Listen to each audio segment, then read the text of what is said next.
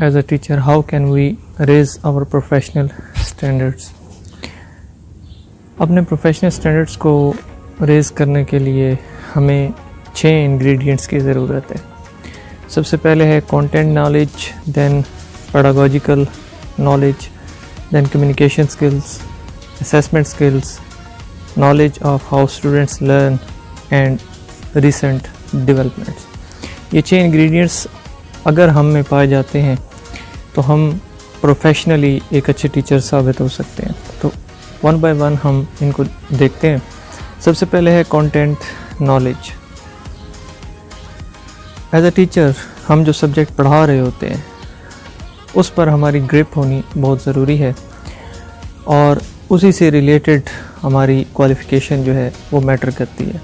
اس میں آپ کی کوالیفیکیشن کیا ہے یہ میٹر کرتا ہے، اور آپ اپنی کوالیفیکیشن سے کمپیٹیبل سبجیکٹس پڑھا رہے ہیں یا نہیں پڑھا رہے، یہ چیز میٹر کرتی ہے.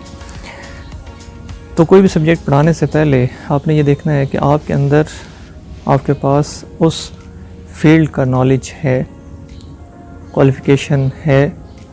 اس کے بعد آتا ہے پیڈاگوجیکل نالج.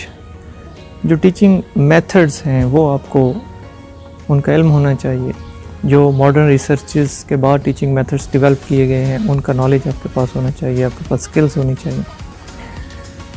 ڈفرینٹ سبجیکٹس ڈفرینٹ طریقے سے پڑھائے جاتے ہیں. آپ جس طرح لینگویج پڑھاتے ہیں اس طرح میتھس کو نہیں پڑھا سکتے. تو آپ کو سبجیکٹ کے حساب سے اپنے پیڈاگوجیکل سکلز اڈیپٹ کرنی آنی چاہیے.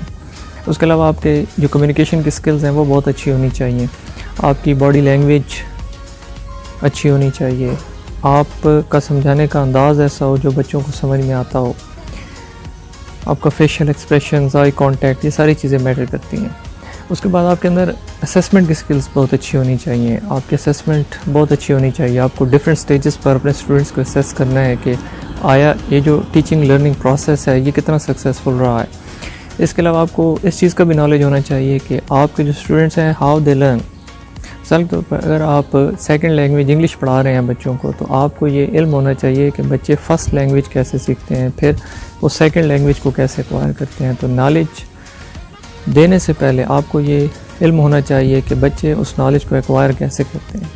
اس کے علاوہ آپ کو ریسنٹ ڈیولپمنٹس کا علم ہونا چاہیے کہ آپ کی فیلڈ سے متعلق ریسنٹ جو ڈیولپمنٹس ہوئی ہیں وہ کیا ہیں، ریسنٹ ریسرچز کیا ہیں، ان کے نتیجے کیا ہیں. اس کے لیے آپ کو کنٹینیوسلی لرننگ کرو کے اندر رہنا ہے.